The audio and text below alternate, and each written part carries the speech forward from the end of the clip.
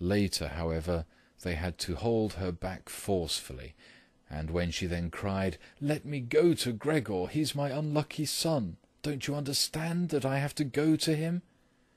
Gregor then thought that perhaps it would be a good thing if his mother came in. Not every day, of course, but maybe once a week.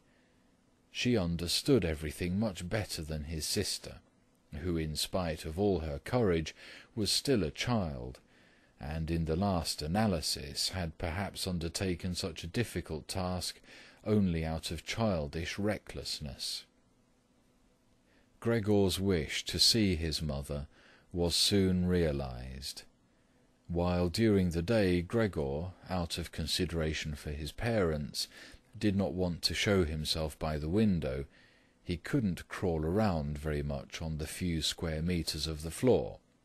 He found it difficult to bear lying quietly during the night, and soon eating no longer gave him the slightest pleasure.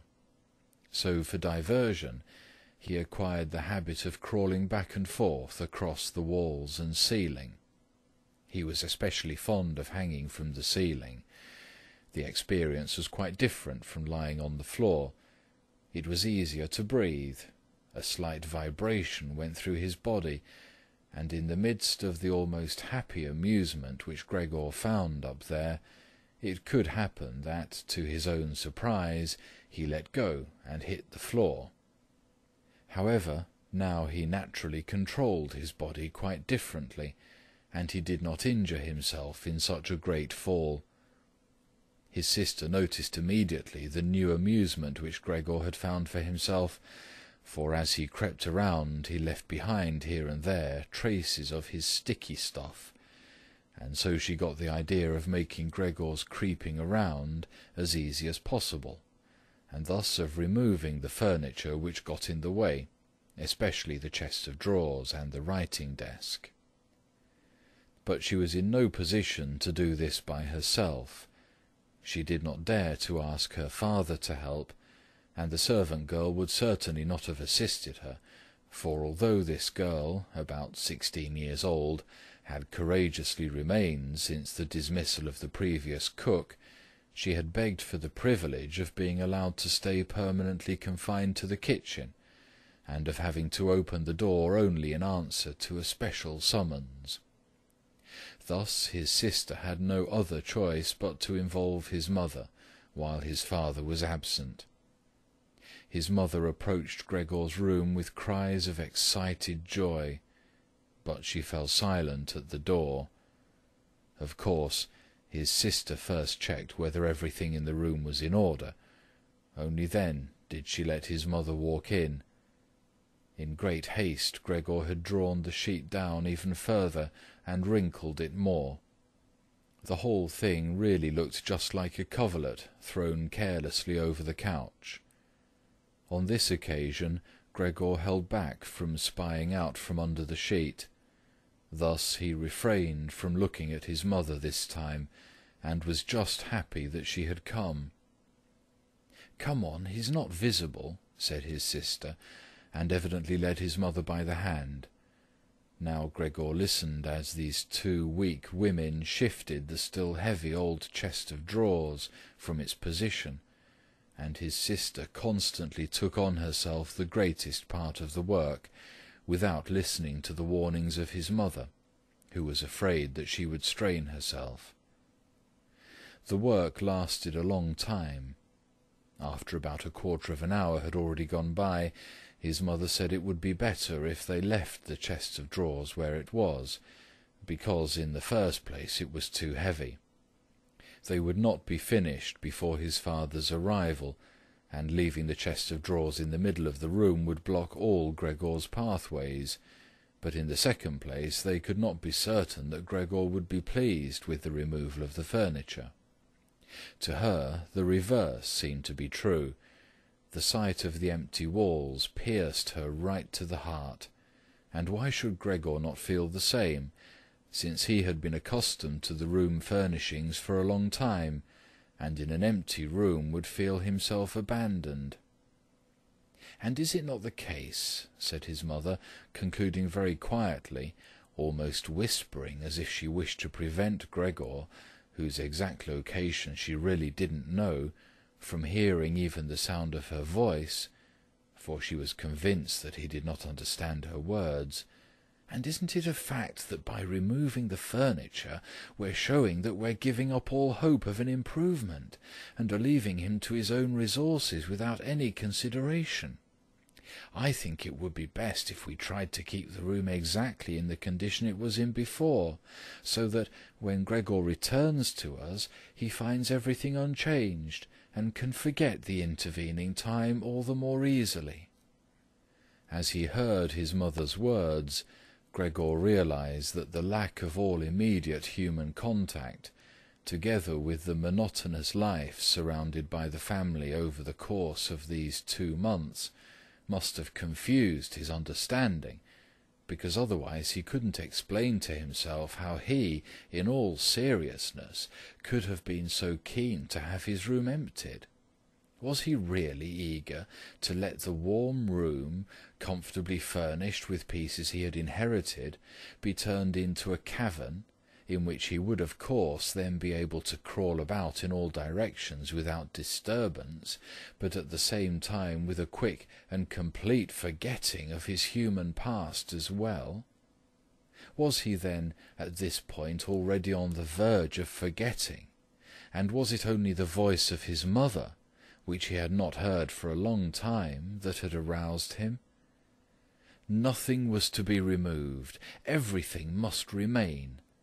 In his condition he could not function without the beneficial influences of his furniture, and if the furniture prevented him from carrying out his senseless crawling about all over the place, then there was no harm in that, but rather a great benefit.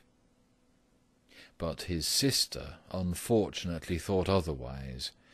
She had grown accustomed, certainly not without justification, so far as the discussion of matters concerning Gregor was concerned, to act as a special expert with respect to their parents, and so now the mother's advice was for his sister sufficient reason to insist on the removal, not only of the chest of drawers and the writing desk, which were the only items she had thought about at first, but also of all the furniture, with the exception of the indispensable couch. Of course, it was not only childish defiance and her recent very unexpected and hard-won self-confidence which led her to this demand. She had also actually observed that Gregor needed a great deal of room to creep about. The furniture, on the other hand, as far as one could see, was not of the slightest use. But perhaps the enthusiastic sensibility of young women of her age also played a role. This feeling sought release at every opportunity, and with it Greta now felt tempted to want to make Gregor's situation even more terrifying, so that then she would be able to do even more for him than now. For surely no one except Greta would ever trust themselves to enter a room in which Gregor ruled the empty walls all by himself, and so she did not let herself be dissuaded from her decision by her mother, who in this room seemed uncertain of herself in her sheer agitation, and soon kept quiet, helping his sister with all her energy to get the chest of drawers out of the room. Now Gregor could still do without the chest of drawers if need be, but the writing desk really had to stay, and scarcely had the women left the room with the chest of drawers, groaning as they pushed it, when Gregor stuck his head out from under the sofa to take a look how he could intervene cautiously and with as much consideration as possible. But unfortunately it was his mother who came back into the room first, while Greta had her arms wrapped around the chest of drawers in the next room, and was rocking it back and forth by herself, without moving it from its position. His mother was not used to the sight of Gregor. He could have made her ill, and so, frightened, Gregor scurried backwards right to the other side of the sofa, but he could no longer prevent the sheet from moving forward a little. That was enough to catch his mother's attention. She came to a halt, stood still for a moment, and then went back to Greta. Although Gregor kept repeating to himself over and over that really nothing unusual was going on, that only a few pieces of furniture were being rearranged, he soon had to admit to himself that the movements of the women to and fro, their quiet conversations, and the scratching of the furniture on the floor affected him like a great swollen commotion on all sides, and so firmly was he pulling in his head and legs and pressing his body to the floor, he had to tell himself unequivocally that he wouldn't be able to endure all this much longer. They were cleaning out his room, taking away from him everything he cherished. They had already dragged out the chest of drawers in which the fret-saw and other tools were kept, and they were now loosening the writing desk which was fixed tight to the floor, the desk on which he, as a business student, a school student, indeed even as an elementary school student, had written out his assignments. At that moment he really didn't have any more time to check the good intentions of the two women, whose existence he had in any case almost forgotten, because in their exhaustion they were working really silently, and the heavy stumbling of their feet was the only sound to be heard. And so he scuttled out. The women were just propping themselves up on the writing desk in the next room in order to take a breather. Changing the direction of his path 4 times, he really didn't know what he should rescue first. Then he saw hanging conspicuously on the wall, which was otherwise already empty, the picture of the woman dressed in nothing but fur. He quickly scurried up over it and pressed himself against the glass which held it in place, and which made his hot abdomen feel good. At least this picture, which Gregor at the moment completely concealed, surely no one would now take it away. He twisted his head towards the door of the living-room to observe the women as they came back in. They had not allowed themselves very much rest, and were coming back right away. Greta had placed her arm around her mother and held her tightly. "So what shall we take now?" said Greta, and looked around her. Then her glance met Gregor's from the wall. She kept her composure only because her mother was there. She bent her face towards her mother in order to prevent her from looking round, and said, although in a trembling voice and too quickly, "Come, wouldn't it be better to go back to the living-room for just another moment?" Greta's purpose was clear to Gregor. She wanted to bring his mother to a safe place, and then chase him down from the wall.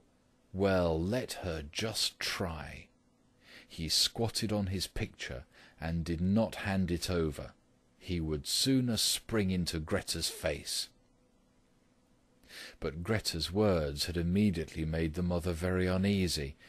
She walked to the side, caught sight of the enormous brown splotch on the flowered wallpaper, and before she became truly aware that what she was looking at was Gregor, screamed out in a high-pitched raw voice, "Oh God! Oh God!" and fell with outstretched arms as if she were surrendering everything, down onto the couch, and lay there motionless. "Gregor, you—" cried out his sister with a raised fist and an urgent glare. Since his transformation, these were the first words which she had directed right at him. She ran into the room next door to bring some spirits or other with which she could revive her mother from her fainting spell. Gregor wanted to help as well. There was time enough to save the picture, but he was stuck fast on the glass and had to tear himself loose forcefully. Then he also scurried into the next room, as if he could give his sister some advice, as in earlier times. But then he had to stand there idly behind her, while she rummaged around among various small bottles. Still, she was frightened when she turned round. The bottle fell onto the floor and shattered. A splinter of glass wounded Gregor in the face. Some corrosive medicine or other dripped over him.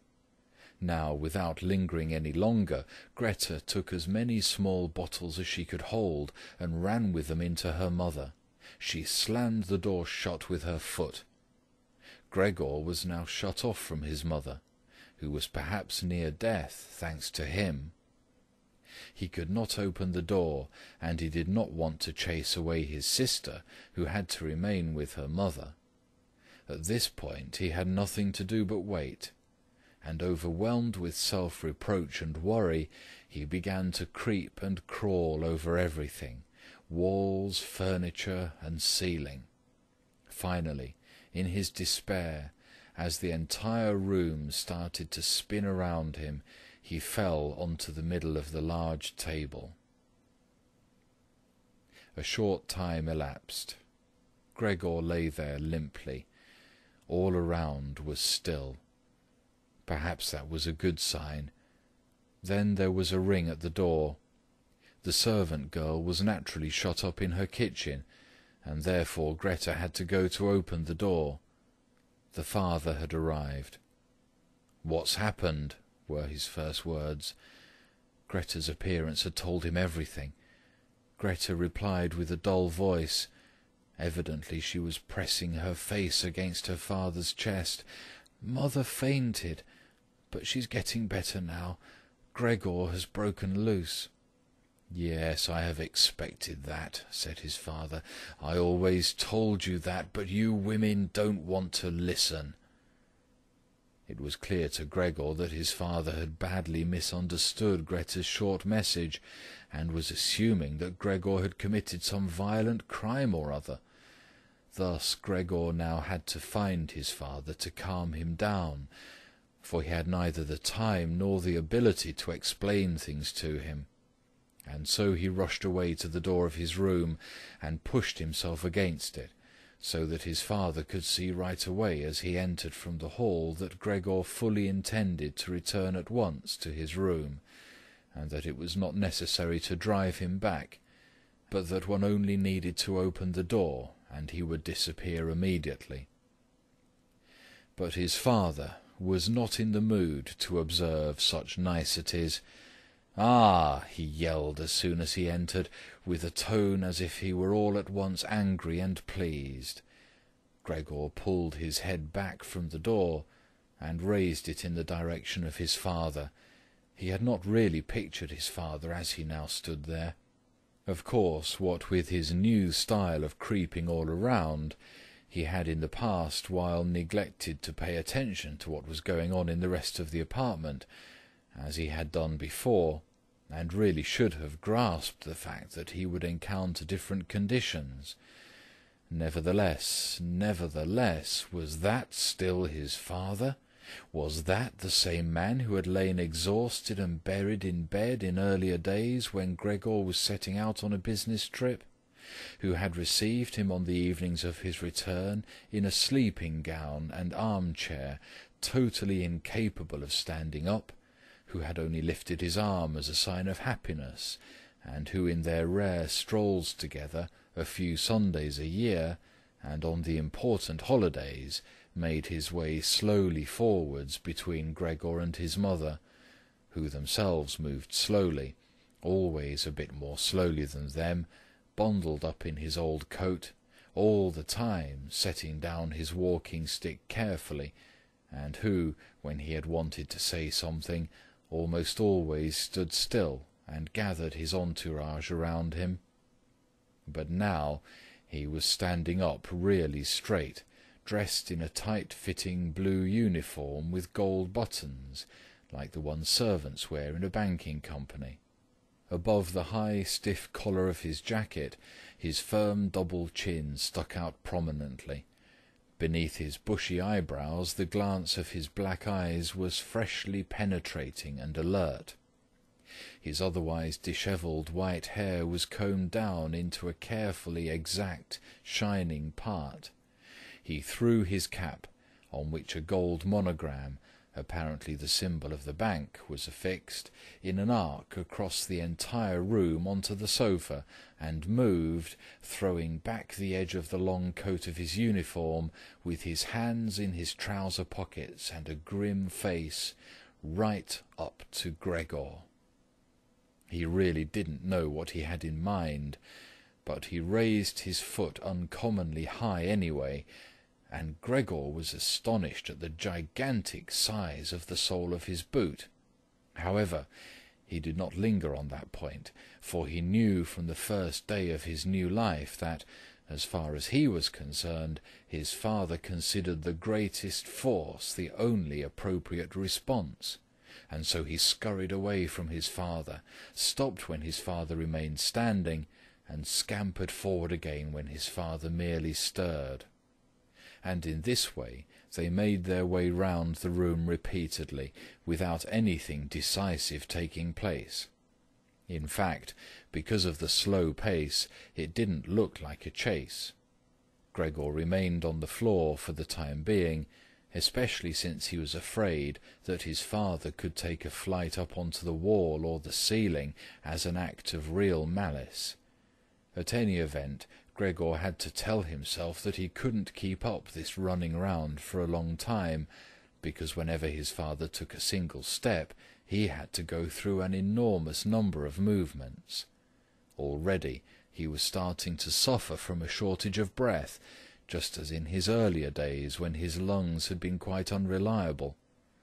As he now staggered around in this way in order to gather all his energies for running, hardly keeping his eyes open and feeling so listless that he had no notion at all of any escape other than by running, and had almost already forgotten that the walls were available to him, although they were obstructed by carefully carved furniture full of sharp objects and spikes. At that moment something or other thrown casually flew down close by and rolled in front of him. It was an apple.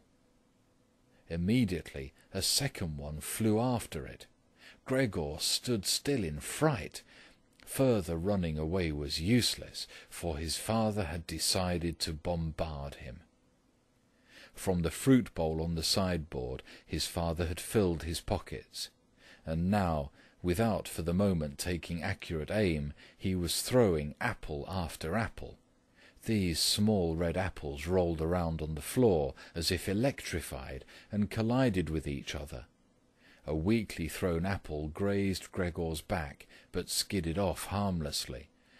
However, another, thrown immediately after that one, drove into Gregor's back really hard. Gregor wanted to drag himself off, as if the unexpected and incredible pain would go away if he changed his position. But he felt as if he was nailed in place, and lay stretched out completely confused in all his senses. Only with his final glance did he notice how the door of his room was pulled open, and how, right in front of his sister, who was yelling, his mother ran out in her undergarments, for his sister had undressed her in order to give her some freedom to breathe in her fainting spell, and how his mother then ran up to his father. On the way her tied-up skirts slipped toward the floor one after the other, and how, tripping over her skirts, she hurled herself onto his father, and throwing her arms around him in complete union with him, but at this moment Gregor's powers of sight gave way, as her hands reached to the back of his father's head, and she begged him to spare Gregor's life.